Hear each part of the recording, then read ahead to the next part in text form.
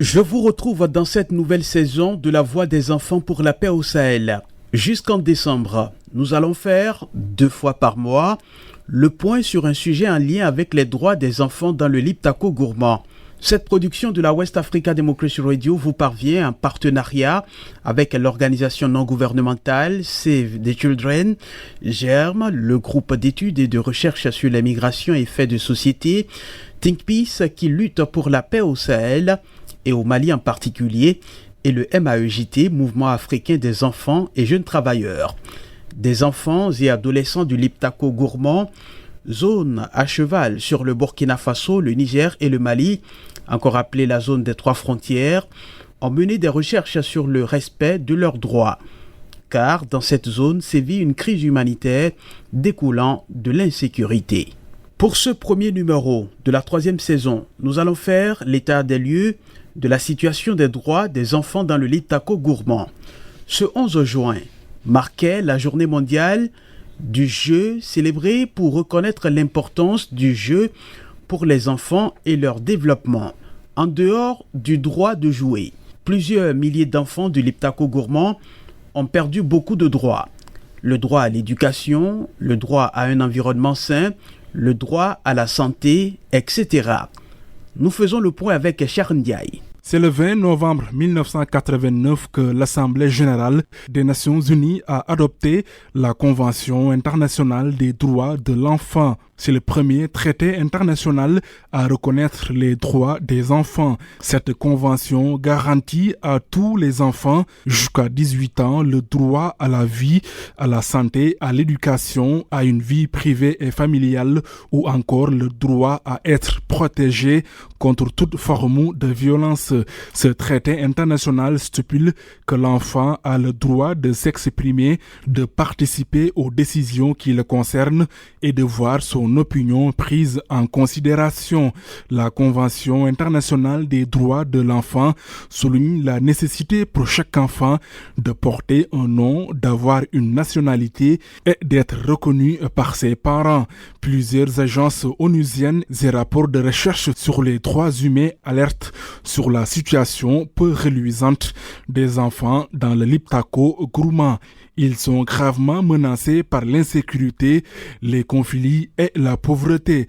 Autant de facteurs qui entravent l'accès à l'éducation, à la santé et à la protection. L'insécurité généralisée rend l'accès à l'éducation et aux services de santé extrêmement difficile, voire impossible pour de nombreuses communautés. Les enfants sont vulnérables au travail des enfants, au mariage précoce et aux violences, notamment physiques et sexuelles. Les conflits en cours dans le Liptako gourmand poussent des milliers de familles à se déplacer et elles partent avec des enfants. La fermeture des écoles et le manque de ressources rendent l'éducation inaccessible pour de nombreux enfants. Les mécanismes de protection des enfants sont souvent faibles ou inexistants dans des zones de conflit. À San, l'une des localités maliennes touchées par l'insécurité, nous allons, avec Aliou Cham, découvrir comment le droit à l'éducation des enfants est violé. C'est dans une maison inachevée à quelques encablures de la ville de San que vivent Amidou et sa mère Kadiatou Tissougué. Cet adolescent, visiblement encore sous le choc, a vu son école fermée par des hommes armés appartenant à un groupe armé non étatique dans le centre du pays alors qu'il était en classe de 6e.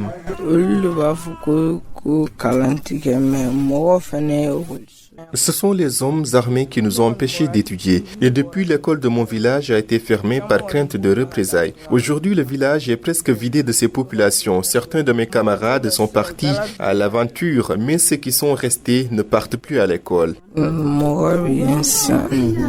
Aujourd'hui, le jeune Amidou a retrouvé le chemin de l'école avec beaucoup d'enthousiasme. Cependant, il a dû s'adapter difficilement aux méthodes d'enseignement. La fermeture des écoles m'a beaucoup impacté. J'ai dû reprendre une classe. Cette année, ça commence à aller. Je comprends petit à petit les leçons dispensées. Parfois, on nous donne des exercices à domicile. Je n'ai personne pour m'aider. Et si je retourne à l'école sans le faire, les professeurs me punissent.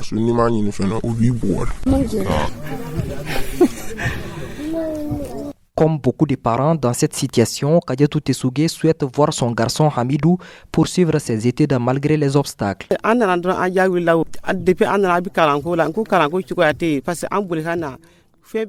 Nous sommes arrivés ici la peur au ventre, mais mon garçon ne cesse de me demander de l'inscrire à l'école, alors que je n'avais pas les moyens. Aujourd'hui, il va à l'école et je souhaite qu'il puisse continuer ses études.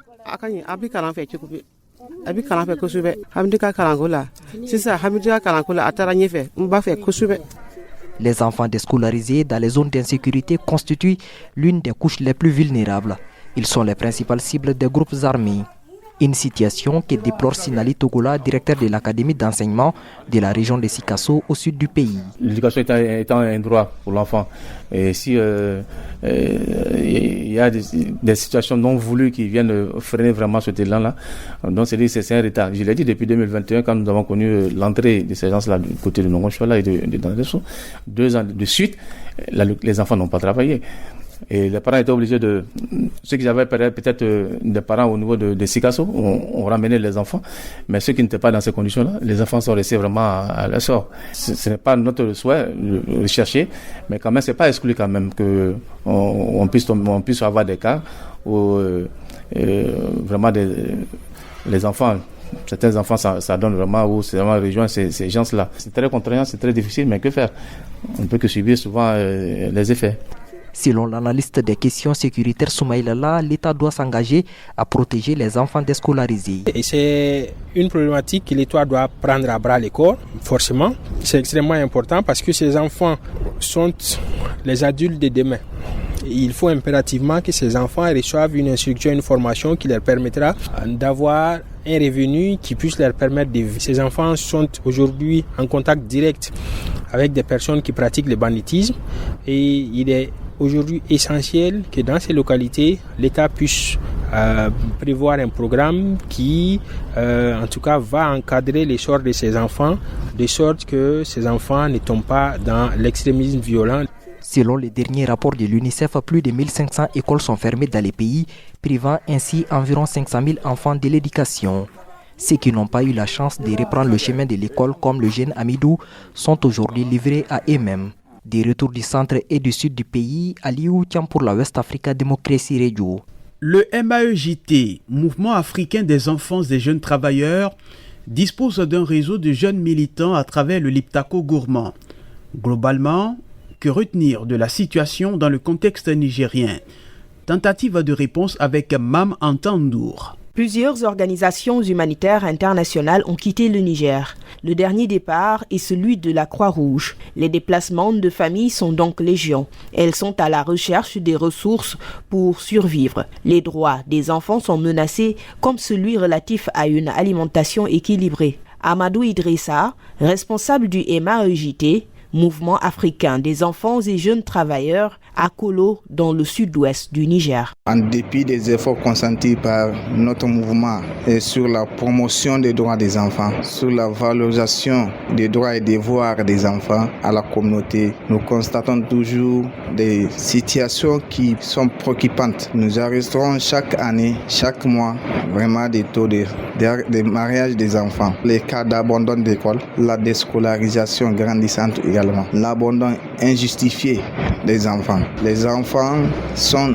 tellement négligés, ce qui fait que la plupart des enfants fuient leur famille pour se chercher ailleurs. Dans ce contexte, des phénomènes qui entravent le bien-être des filles mineures persistent, comme le mariage précoce. Aujourd'hui, présentement, nous avons un foyer, en tout cas un foyer féminin des jeunes filles, où nous avons présentement formé 60 jeunes filles et déscolarisées, en tout cas qui ne partent pas à l'école.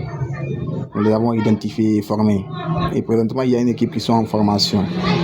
Tout ça, l'objectif visé ici, c'est de former, en tout cas identifier les jeunes filles déscolarisées, les former et les sensibiliser aussi sur, en tout cas, la question des droits des enfants, sur le mariage des enfants et sur aussi les conséquences des mariages des enfants.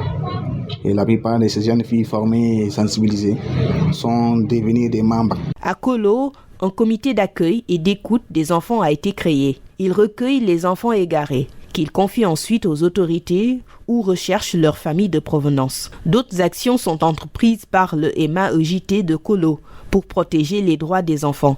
Amadou Idrissa, responsable du MAEJT, Mouvement africain des enfants et jeunes travailleurs, à Kolo, dans le sud-ouest du Niger. Le MAEJT, dans sa vision, n'a pas de distinction, traite les enfants au même pied d'égalité. Nous apportons un soutien indéfectible sur la situation des enfants déplacés. Ces enfants, eux aussi, ont des droits humains et que chacun se doit à respecter. Nous menons d'abord des activités d'animation qui appellent à la population, à la communauté, à comprendre d'abord c'est quoi les droits des enfants. L'espoir du MAEJT de Kolo, c'est que les autorités militaires en place qui prônent la refondation puissent prendre à bras le corps la protection des enfants. Au Burkina Faso, les enfants sont l'une des plus grandes victimes de la crise sécuritaire. Déplacés très souvent avec leurs parents, ils vivent dans de mauvaises conditions sur les sites de déplacés. Parfois sans eau ni nourriture, ils se retrouvent dans des abris précaires, dans un bafouement de leurs droits. Le constat a été fait par le mouvement burkinabé des droits de l'homme et des peuples. Écoutons à ce sujet le président de la section Samantenga du MBDHP au micro de notre correspondant Martin Kaba. Monsieur Ouedraogo, dans le cadre de cette crise sécuritaire, les enfants vivent dans de mauvaises conditions, leurs droits sont carrément violés. Dites-nous de façon générale, quels sont les droits des enfants qui sont violés dans le contexte de cette crise sécuritaire? Oui, effectivement, le pays est plongé dans une crise sécuritaire depuis un certain temps, avec bien sûr pour corollaire les déplacements des personnes. Et la grande majorité de ceux qui se retrouvent surtout dans les sites, c'est surtout les femmes et les enfants. Et ces enfants qui sont bien sûr des déplacés vivent vraiment des conditions qui sont souvent très difficiles. Surtout, d'abord, les lieux d'accueil sont souvent insalubres, ce qui cause des problèmes de santé à ces enfants. Et avec bien sûr en tout cas des problèmes, difficultés de prise en charge sanitaire. Et également, ces enfants sont déscolarisés. C'est des enfants qui, depuis un certain temps, certains sont très nombreux, ceux qui ne partent plus à l'école. Et c'est un droit qui est bien sûr mis en cause. Et en plus de ça, il y a aussi des violences faites parce que ces enfants sont souvent traumatisés par ce qu'ils ont vécu et que on rencontre certains qui généralement même sont dans des situations vraiment très difficiles qui montrent qu'ils ont vécu des situations qui ne correspondent pas du tout avec leur âge et qui les mettent dans des états qui ne sont pas vraiment faciles à gérer. Et en plus de ça, il y a aussi le fait qu'ils n'ont pas à manger. Souvent, les enfants ont faim. Et puisqu'il arrive, c'est souvent très difficile de pouvoir faire les enregistrements et de bénéficier de la prise en charge. Donc souvent, c'est aussi un problème de crise alimentaire qui se pose. Et même les violences dont on parle, c'est pas seulement le côté des hommes armés, mais souvent certains se retrouvent dans des familles d'accueil et que c'est pas aussi facile. Certains se retrouvent également avec des patrons. Ils sont employés par des femmes ou des hommes souvent qui les emploient comme étant des enfants qui doivent les appuyer comme des domestiques à la maison. Et ils sont souvent victimes de maltraitances qui sont en tout cas des violences faites sur ces enfants-là. Donc, de façon générale, il y a beaucoup de droits. Le président du mouvement burkinabé des droits de l'homme et des peuples, section Samantenga, au micro de notre correspondant Martin Kaba. En somme, il est essentiel de garantir l'accès à l'éducation pour tous les enfants, même en situation de conflit ou de déplacement. D'autres défenseurs des droits des enfants que nous avons interrogés estiment qu'il faut renforcer les mécanismes de protection des enfants, notamment en matière de prévention de la violence et de travail des enfants. Dans ce cadre, Les communautés locales demandent plus d'implication dans la mise en œuvre des mesures de protection et de soutien aux enfants. La situation des droits des enfants dans le Liptako gourmand peut s'améliorer si des actions concrètes sont mises en œuvre. D'autres recommandations sont à suivre dans le prochain numéro de ce magazine. Merci de nous avoir suivis. Sani Moumouni Seibou, c'est moi. Portez-vous bien.